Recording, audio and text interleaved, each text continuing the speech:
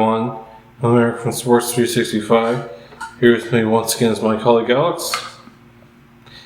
So, as you all know, Damian Lillard did get traded, but not to the Heat, to the Bucks back, which was rather unexpected. Obviously, it's very frustrating to see the Heat miss out on yet another star, especially one who specifically wanted to join them, to a team that wasn't even rumored to be interested in trading for him. So obviously not happy with that situation.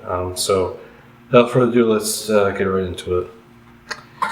So the Blazers trade Damian Lillard to the Bucks.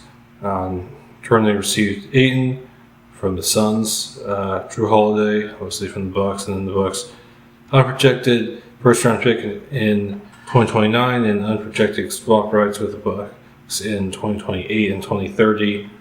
Apparently the Blazers are planning on trading away Drew Holiday almost immediately, so it really boils down to Ayton and I guess potentially 3 first round picks, which doesn't really seem like that much for Lillard, to be honest. So our initial thoughts on the Blazers trading Lillard to the Bucks.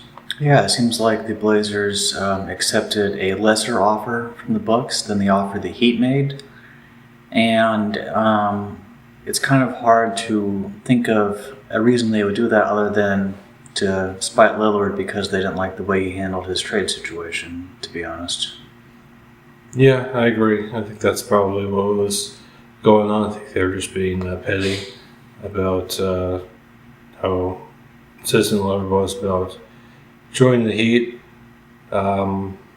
So, definitely immature behavior from them. And, the Heat's offer was better. It included Tyler Hero and 3 first-round picks, which, I'm sure there would be other pieces in there, at least mostly just for salary purposes.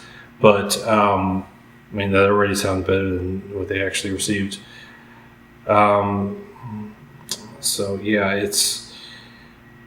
I think it was really just, the Blazers didn't want to trade Lillard to the Heat because they weren't happy with how he handled the trade situation, and ultimately didn't feel bad about not sending him to his preferred destination. They would have gotten more from him, so it still doesn't really make sense from their perspective, to be honest, other than just pettiness, because obviously the Blazers wanted to get the best return for Lillard, which is completely fair, but the Heat's offer would have been better, so that doesn't really work as a justification for handling the trade the way they did. So it's obviously frustrating. I know there are a lot of Heat fans who are very unhappy with the Heat front office, but to be honest, we have comments from Lillard's agent and from his cousin. His agent's obviously a little bit more of a credible source, basically saying that the Heat did everything they could. The Blazers basically weren't really cooperating, and that's why he didn't end up going Heat. So it's obviously frustrating, but obviously the Heat couldn't really force the Blazers to trade them Lillard, obviously. So it's obviously frustrating, but I think it's really, if you want to blame someone for the Heat not getting Lillard, it's really on the Portland Trailblazers front office for not cooperating and accepting what honestly would have been a better offer. So,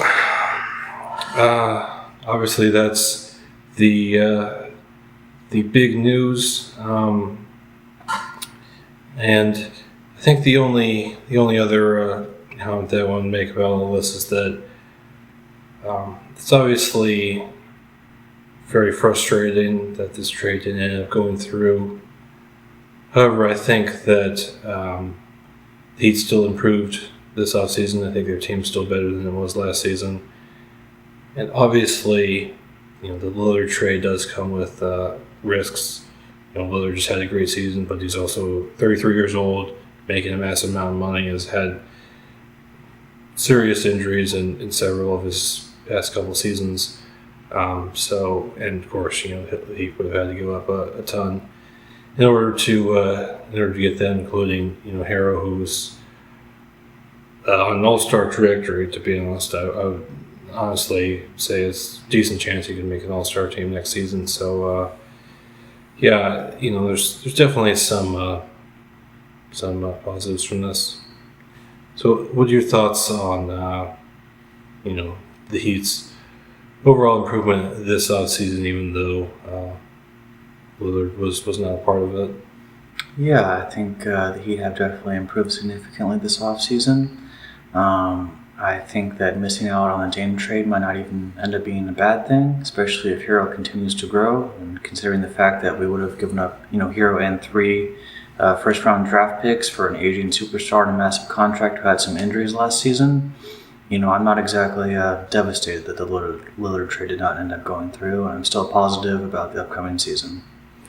Yeah, I agree, and I think one other point that I'd like to make about this is that Nikola Jovic probably would have been in deal, and I think he has a lot of potential as well, especially we saw in the few World Cup that he's developing, and especially in terms of playmaking. I think he's definitely developing in that area, but just his overall game. So yeah, I think while it's frustrating to miss out on Lillard, I think the Heat are still definitely better than they were last season, and I think should still be one of the better teams in the Eastern Conference this upcoming season, especially with the turmoil that's going on in Philadelphia. Although that seems to be kind of a constant thing for them the past couple of years. Yep. Well, there you have it. He'd end up missing out on Damian Lillard. It's definitely frustrating, but I think the Heat overall have had a good offseason. I think they've improved the team, and hopefully that'll be enough for them to get over the hump and finally win another championship. Yep.